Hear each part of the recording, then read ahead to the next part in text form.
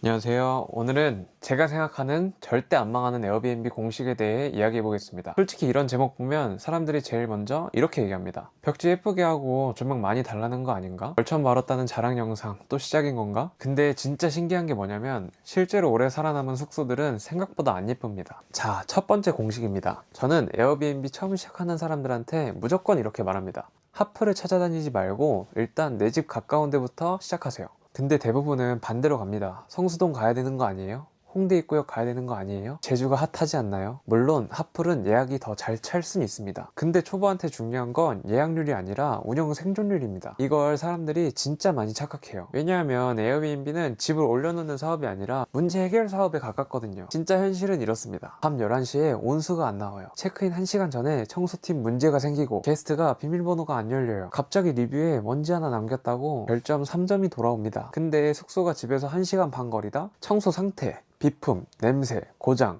소음 이런 건 직접 가까이 있어야 빠르게 통제되는 거예요. 실제로 찾아보면 별점 높은 숙소들은 호스트가 직접 턴오버를 관리하면서 작은 디테일까지 잡는 경우가 많습니다. 그래서 저는 오히려 집 근처에서 시작하면서 청소 루틴을 만들고 게스트 응대에 익숙해지고 리뷰 관리 배우고 문제 대응 시스템 만들고 이걸 먼저 익히는 걸 추천합니다. 자, 두 번째 공식입니다. 좋은 위치를 찾았으면 그 다음에 무조건 해야 되는 게 있습니다. 그 숙소가 왜 잘 되는지 이유를 끝까지 파고드는 겁니다. 근데 여기서 대부분 사람들이 착각을 하죠. 잘 되는 숙소를 보면 그냥 이렇게 넘어갑니다. 와, 감성 좋다, 예쁘네, 깔끔하네. 근데 그렇게 보면 절대 못 따라갑니다. 왜냐면 예약이 많은 숙소들은 다 이유가 있죠. 예를 들어 어떤 숙소는 사진만 보면 그냥 평범합니다. 근데 자세히 보면 주방이 엄청 잘 돼 있어요. 커피 한 잔 마시고 싶을 때 바로 꺼내 쓸 수 있게 되어 있고 잔도 그냥 식당 컵 느낌이 아니라 사진 찍고 싶게 되어 있습니다. 어디는 건조기까지 있고 어디는 빔 프로젝터, 어디는 닌텐도 스위치, 넷플릭스, 조명까지 제대로 맞춰놨습니다. 그리고 또 어떤 숙소는 둘이 하루 푹 쉬고 가기 좋은 느낌, 반대로 어떤 곳은 친구들끼리 놀기 좋겠다는 느낌이 강하고요. 이런 게 다 전략입니다. 잘 되는 숙소들은 절대 대충 만들어진 게 아니에요. 누군가가 실제 고객 입장에서 계속 고민한 결과물인 거예요. 근데 만약 뭐가 좋은지 모르겠다, 그러면 답은 간단합니다. 진짜 예약률이 높은 사람이 준비한 걸 하나씩 뜯어보면 됩니다.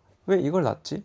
왜 이 구조를 이렇게 만들었지? 왜 이런 사진을 첫 장에 올렸지? 왜 리뷰에 이 말이 반복되지? 이걸 보다 보면 잘 되는 이유가 보이기 시작합니다. 실제로 예약 많은 숙소들의 리뷰를 보면 엄청 화려한 말보다 이런 게 많아요. 진짜 편했어요. 센스 있다는 느낌을 받았어요. 필요한 게 다 있어요. 숙소에 신경 쓴 게 많이 느껴졌어요. 결국 사람은 비싼 인테리어보다 생각해준 느낌에 반응합니다. 근데 여기서 진짜 중요한 거, 분석만 하면 안 됩니다. 무조건 마지막엔 내가 저 숙소보다 더 잘할 거 한 가지를 꼭 넣어야 합니다.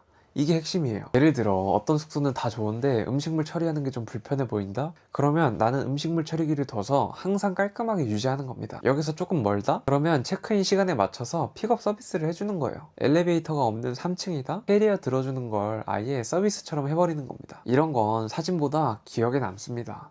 그리고 이런 디테일이 리뷰 차이를 만들고 그 리뷰가 결국 예약률의 차이를 만듭니다. 세 번째 공식입니다. 월세를 절대 욕심내서 들어가면 안 됩니다. 이거 진짜 중요해요. 왜냐하면 에어비앤비는 많은 사람들이 생각하는 것처럼 무한대로 돈을 버는 사업이 아닙니다. 오히려 구조를 보면 반대예요. 수익은 한계가 있는데 손해는 끝이 없습니다. 이걸 사람들이 잘 체감하지 못하는 이유가 유튜브나 SNS에서는 항상 잘 되는 달만 보여주기 때문입니다. 이번 달 매출 700, 월 500 순익, 외국인 예약 꽉 찼다. 근데 진짜 중요한 건 그 달이 아니라 예약이 안 찰 때도 버틸 수 있냐거든요. 예를 들어 보겠습니다. 월세 130, 관리비 20, 인터넷, 전기, 수건 세탁, 청소, 소모품, 플랫폼 수수료까지 합치면 가만히 있어도 한 달에 200 가까이 나가는 숙소들이 많습니다. 근데 여기서 사람들이 착각하는 게 있습니다. 서울인데 예약이 안 차겠어? 성수동인데 괜찮겠지? 부산인데 여름 되면 차겠지. 근데 실제 운영은 그렇게 안 흘러갑니다. 왜냐면 숙박업은 생각보다 외부 변수 영향을 엄청 크게 받기 때문입니다. 이번에 전쟁 때문에 못 들어온 분들도 예약 문의가 엄청 많았었어요. 특히 최근 특례 이슈 같은 정책 변화에서도 진짜 크죠. 예전엔 일단 올리고 보자 이런 느낌이었다면 이제는 시장 자체가 점점 정리되는 방향으로 가고 있습니다. 그 말은 뭐냐면 대충 운영하는 숙소들은 점점 예약 경쟁에서 밀린다는 뜻입니다. 근데 여기까지 들으시고도 아마 이런 생각 드시는 분들 있으실 겁니다. 그래서 결국 뭘 어떻게 시작해야 되는 건데? 뭘 봐야 되는지 모르겠네?